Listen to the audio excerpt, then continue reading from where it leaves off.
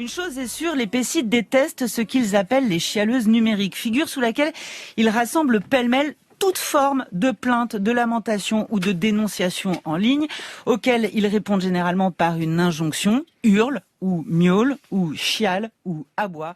Cela ne fait maintenant plus aucun doute, les PSI ont fait le tour d'Internet. Ils sont des centaines, voire des milliers à faire partie de cette communauté soudée au sein de laquelle tout le monde est anonyme, s'attaquant aux puissants pour rendre justice aux opprimés. Force est de constater, les PSI sont actuellement à leur prime. Mais une question reste en suspens, fraude ou masterclass? Tout commence ici sur le compte Twitter d'ActuFoot, un compte qui, comme son nom l'indique, a pour objectif de partager des infos sur le foot.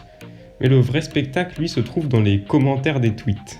Un véritable cirque où on peut voir les internautes débattre dans un langage peu commun de qui est le meilleur entre le PSG et l'OM, entre le Barça et le Real, mais bien sûr, surtout entre Messi et Ronaldo. En effet, c'est ce débat qui provoque le plus de réactions. Les fans de Messi surnomment d'ailleurs le joueur du Portugal Penaldo, une contraction entre penalty et Ronaldo.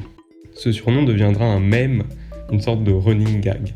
Mais en février 2021, un abonné d'ActuFoot se moque de ce surnom en créant un nouveau mème, Pessi le finito, associé à cette célèbre image. Trouvant l'idée hilarante, presque tous les abonnés d'ActuFoot vont choisir cette image comme photo de profil en la détournant et inclure le mot Pessi dans leur pseudo. Ainsi, ils deviennent complètement anonymes et plus personne ne sait qui est qui. Très pratique pour polluer les commentaires d'un tweet, car de l'extérieur, on a l'impression que c'est la même personne qui a écrit des centaines de messages différents. Les PSI deviennent une communauté et créent leur hymne dans leur propre langue, ainsi que la charte des PSI. Cela officialise en quelque sorte la naissance de cette communauté. Et c'est ici qu'on note le début des premiers raids, comme ils les appellent. Le principe de raid est presque aussi vieux qu'Internet. Il s'agit de plein d'utilisateurs anonymes qui agissent simultanément pour atteindre un but commun. Le plus souvent, il s'agit de changer le résultat d'un vote participatif, par exemple. On peut penser au forum jeuxvideo.com lorsqu'ils avaient fait gagner le village d'Issou à un concours de vote organisé par la marque Oasis. Ou encore à 4chan qui avait envoyé Taylor Swift en concert privé dans une école pour sourds.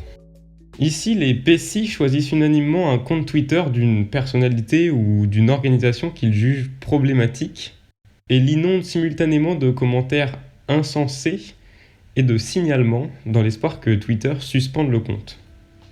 Et même si le plus souvent ils n'arrivent pas directement à leur fin, ils causent quand même des dégâts en forçant par exemple l'ambassade de Chine à désactiver totalement les commentaires sous ces tweets, perdant donc énormément en visibilité. Il faut dire que le mode d'opération des PSI est difficile à contrer. Le grand nombre de comptes et le fait qu'ils se ressemblent tous les uns aux autres les rend invulnérables au bannissement. En plus, si l'un d'eux venait à être banni, il pourrait tout simplement recréer un compte. La raison qui fait que les PSI génèrent autant d'attention, c'est que cette communauté fonctionne comme une foule. Elle assure un anonymat et une certaine sécurité à ses membres. Quand je fais partie de ce groupe, je ne suis plus moi-même, je suis un PSI. Je suis le membre de la foule. Et donc, ce n'est pas si grave si je réalise des actions que je ferais pas en temps normal. Du genre spammer des paroles de chansons sous les tweets du Premier ministre. En plus, le fait d'être un PSI donne un sentiment d'identité. Le plus souvent, les PSI sont des internautes avec peu d'abonnés qui n'ont pas forcément de but ni de ligne éditoriale. En devenant un PSI, ils font partie d'un groupe, d'un projet qui soudain donne sens à ce qu'ils font. Il s'agit en tout cas des théories de Gustave Le Bon sur la psychologie des foules. A noter qu'une foule n'est pas forcément composée de personnes physiques, mais peut être également virtuelle, comme ici. Cependant, le modèle des PSI n'est pas sans défaut. Un groupe sans leader, parfaitement horizontal, qui prend toutes ses décisions de façon collective, a souvent tendance à ne pas durer dans le temps, soit parce que ses membres perdent en motivation, soit à cause de discorde au sein du groupe. Et on a déjà commencé à en voir les prémices. Certains comptes de PSI sont lynchés publiquement car considérés comme de faux PSI. Et on a également des débats houleux sur les personnalités qui doivent ou non être jugées comme posant problème.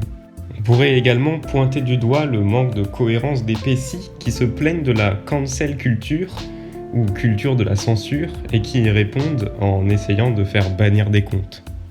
Mais ce qui relie cette communauté, c'est cette impression de faire le bien. Et il est vrai que, bien qu'elles soient souvent stupides, les actions des PSI, si elles sont bien menées, peuvent avoir des conséquences assez bénéfiques dans un monde qui tourne principalement autour des chiffres et de la popularité sur les réseaux sociaux.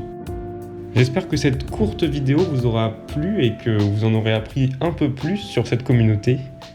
Alors soyons dignes, aboyons sans tituber, et il ne me reste plus qu'à vous dire à bientôt pour une prochaine vidéo. Cordialement.